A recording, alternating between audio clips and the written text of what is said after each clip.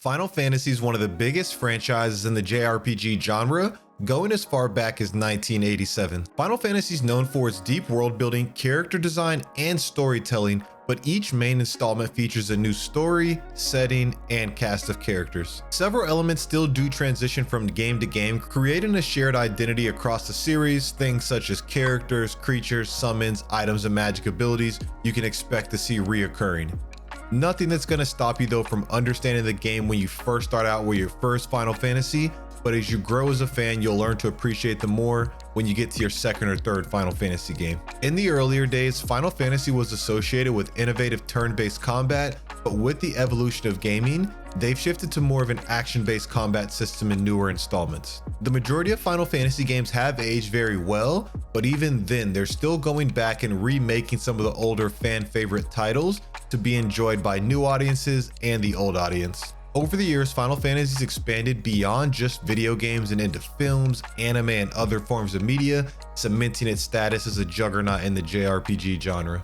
The basic premise of most Dragon Quest games is to play as a hero who's accompanied by a party on a journey to save the land from an evil enemy. There's 11 mainline games along with several spin-offs into different genres as well. A core philosophy of the series is to make gameplay simple so that players can pick up the game and easily start playing. Dragon Quest games have become a lot of gamers' comfort food when they're wanting to start something more calming and nostalgic to play. The Dragon Quest franchise is known for a signature art style of characters and monsters designed by Akira Toriyama, the creator of Dragon Ball Z. Being turn-based is at the core of Dragon Quest, and they continue to produce AAA titles not straying away from that identity. While each game tells a new story, there are some reoccurring themes similar to Final Fantasy, such as a hero's journey, the battle between light and darkness, and the importance of courage and friendship. Tales of is a series developed by Bandai Namco that started with Tales of Phantasia in 1995. Minus spin-offs, the Tales of franchise has 17 mainline titles, with Tales of Symphonia and Tales of Vesperia kicking off its popularity in the West. The series took a 5-year break from Tales of Vesperia to Tales of Arise, but it came back even stronger, looking to widen out that fan base with its latest entry. From its inception, the Tales of series focused on evolving its linear motion battle system known as LMBS. That system stops Tales of games from just being a standard hack and slash by forcing you to focus on limited resources to perform abilities known as arts. The Tales of series tends to have each entry's theme inspired by real-world events, with the common one being racism and the issue of coexistence between multiple races. A big charm to Tales games is the characters and the relationships that the party builds with one another as you progress through the story. A lot of time is spent building up those relationships between the two characters with their signature skits, rather than just rushing to complete the story. The skits are going to be a short, optional dialogue that gives more details about the characters and builds up their relationships, adding depth to the storytelling as you get to know the different party members better and see them interact with one another in different forms as opposed to just what is presented within the story. Visually though, the Tales of series is also known for its anime art style and features anime cutscenes produced by big studio animes such as Ufotable, who's behind Demon Slayer, and they actually animated several cutscenes in the latest installment, Tales of Arise. If you like JRPG content like this, I really would appreciate it if you considered subscribing to the channel. We're so close to 20K and I know we're going to be able to hit it soon, and help me get this video to 100 likes. Now that you've taken care of that, let's get into the rest of the franchises. Persona is a franchise developed by Atlus that was originally a spin-off from Shin Megami Tensei. Persona is known for blending JRPG elements with social simulation, their stylized menus, and memorable music that spans across every mainline title. A Persona game can easily have you immersed in the experience with 70+ hours of playtime for each entry. The setting of Persona games typically takes place in a Japanese high school where you'll take on the role of a student and fight alongside your other classmates. The overall story themes usually revolve around the exploration of the human psyche and how characters find their true selves. Now, when it comes to gameplay, that tends to revolve around balancing daily life activities such as attending class, building relationships, and participating in extracurricular activities, while also battling threats in a dungeon crawling format. When it comes to combat in the Persona series, it's usually going to be turn-based battles that's going to involve summoning personas, each with unique abilities and attributes to assist you in those fights. Personas can be fused and enhanced in the signature Velvet Room, which is another thing that persists across all of the titles. Since Persona 3, the social simulation aspect has become the core of the franchise, and it's perfectly integrated into the gameplay, with each social link providing different perks in combat. Similar to other games on this list, each mainline entry is its standalone series that transfers terminology and monster designs, but not necessarily characters and story. After talking about Persona, it only makes sense to talk about its father franchise, Shin Megami Tensei. Shin Megami Tensei was the first ever monster collecting game. Yes, it wasn't Pokemon, it was Shin Megami Tensei, and you were able to recruit demons to fight alongside you. The core pillars of Shin Megami Tensei are mythological and religious references, demon fusions, a branching story, and being able to negotiate with demons. Many Shin Megami Tensei games are set in a post-apocalyptic world where society's collapsed and supernatural forces have taken over. Decisions you make while playing can lead to multiple endings, reflecting different moral and ethical paths, such as siding with law, chaos, or even a neutral stance. Shin Megami Tensei Nocturne is the title that brought the game to an international audience, but Shin Megami Tensei 5 Vengeance just released if you want to experience how the game has evolved in its latest entry.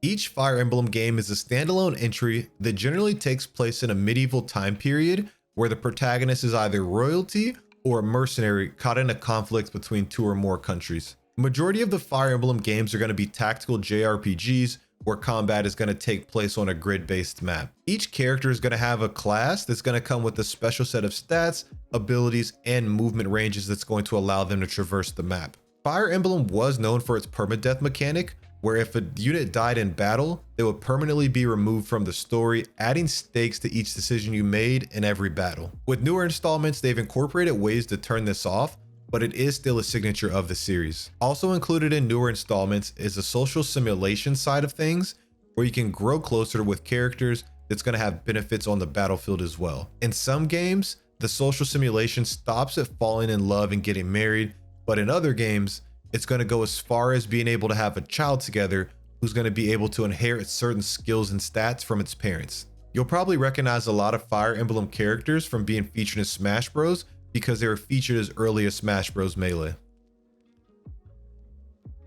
Kingdom Hearts is an action-based JRPG crossover between Square Enix and Disney. Kingdom Hearts has 13 games, most of which build upon the same story and universe. The story centers around Sora, who travels to several Disney-themed worlds to fight Heartless, being puppeteered by Organization 13, while also interacting with other popular Disney and Final Fantasy characters. Sora sets out on his journey after he's separated from his two childhood friends Riku and Kairi, and as you travel through these worlds, you'll be accompanied by Donald Duck and Goofy, who assist in battle with their own Final Fantasy-esque abilities. The signature of the series is going to be the Keyblade, which you probably recognize, and Sora is one of the wielders of a Keyblade, and he's able to use this to seal keyholes in different worlds to prevent them from being consumed by darkness after you help overcome whatever adventure or journey that world encompasses. Ys is a series that follows the main character Adol, who's obsessed with adventuring to different lands. Ys can be described as Indiana Jones meets Zelda. Each game is a journey described in the main character's travelogue that requires no previous knowledge of past games to play. The sense of exploration is the key draw for Ys, discovering new lands, solving puzzles, and uncovering hidden secrets. A signature to earlier Ys games is its bump combat system, where if you collide with enemies, that's going to be how you attack, and you're not going to want to collide head on, you're going to want to collide at an angle to avoid taking damage. But this is something that they've pivoted from with future entries, focusing now more on a more like standard action-based combat system. The Legend of Heroes is a series of interconnected games broken down into arcs, each in a different nation with a new set of main characters, but the same overarching continent. The large draw for the Legend of Heroes games is its interconnected story and detailed world building that continues to evolve from title to title. As you play more Legend of Heroes games, the continent begins to feel more lively because you gain more knowledge of the different countries, folklore, and geopolitics. They also do a great job making NPCs feel lively by having evolving dialogue that changes as you progress through the story. XenoBlade Chronicles is an action JRPG It has a sci-fi fantasy-esque setting in most of its entries. The game features several large, detailed environments that you just look at and wonder, can I explore this? And the setting of the XenoBlade Chronicles games can range anywhere from landscapes on bodies of giant titans to an alien planet and futuristic cities. Each game is a standalone story with a few things being carried from game to game, similar to the other franchises on this list. When it comes to the gameplay and the combat of XenoBlade Chronicles games, it's going to be more akin to playing an MMORPG offline than your standard JRPG. Okay, so what can I say about Pokemon? It's the most popular monster collector game ever, where you gotta catch them all, Pikachu, Charizard.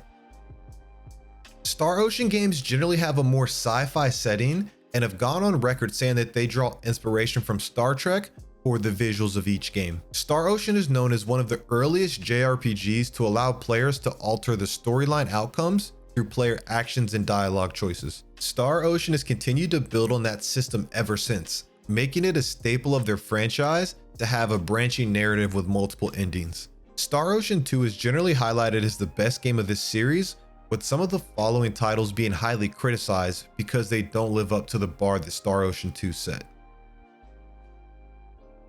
At its core, the Atelier series is known for its alchemy and crafting system, as well as providing a relaxing gameplay experience to decompress with. You spend most of your time roaming around the world collecting objects for different alchemy recipes. In more recent games, you'll do that with the character that has massive thighs, but don't let that confuse you thinking it's just a fan service game. Atelier games generally feature turn-based combat, where you can use the items you made through the alchemy system in combat to boost your character's abilities. There have been 25 main games in the Atelier franchise, which are subdivided into 7 different sub-series focusing on different groups of characters.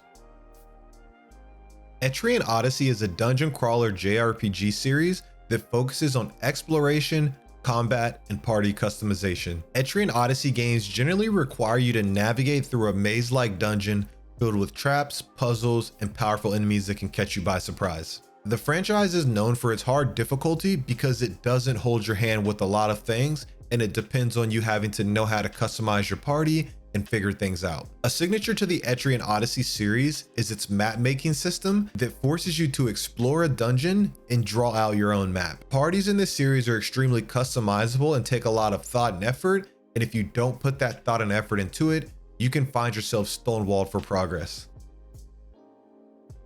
The Saga series is known for its open world exploration, unconventional gameplay, and emphasis on a non-linear gameplay structure. Unlike traditional JRPGs with linear storylines, the Saga series allows you to explore the game's world freely and pursue multiple storylines and quests in whatever order you choose. With non-linear gameplay, this also means a branching narrative where choices matter and can have an impact ranging from just changing the ending to who joins your party, or even to saving or letting a character/race die. With its emphasis on non-linear gameplay, Saga games usually don't really place any priority on story or character development, which can be a make or break for a lot of JRPG players. Disgaea is a tactical JRPG that is anime inspired in a niche where everything else is more medieval focused. When it comes to the story of Disgaea games, they don't take themselves too seriously and focus on the lighthearted, funny side of things and doing ridiculous over-the-top things to, kind of push the narrative of the story. You can recruit and customize a diverse cast of characters, each with their own unique abilities, classes, and personality. A big signature when it comes to Disgaea games is something that they're known for is their infinite progression system, where it lets you level up your characters all the way up to 9,999. All Disgaea games are going to take place mostly in a land called the Netherworld, which is a universe inhabited by demons where their moral values are reversed from those that we have of humans in our current universe. Valkyria Chronicles is a tactical JRPG that also mixes in real-time action set in an alternate universe inspired by Europe during the early years of World War II. Through each game, you'll follow the journey of the Gallian militia as they defend their homeland of Gallia against invasions. The franchise is known for its signature Blitz combat system, which allows players to move and act in real time within the turn-based framework. You can strategically direct units and then drop down into a third-person view and fight in the battle alongside them, by attacking, taking cover, and using special abilities. That covers all of the major JRPG series, so if you're looking for something to play right now, check out this video where I go over the top 10 turn-based JRPGs you can find in 2024. Thank you for your time, and I'll catch you in the next one.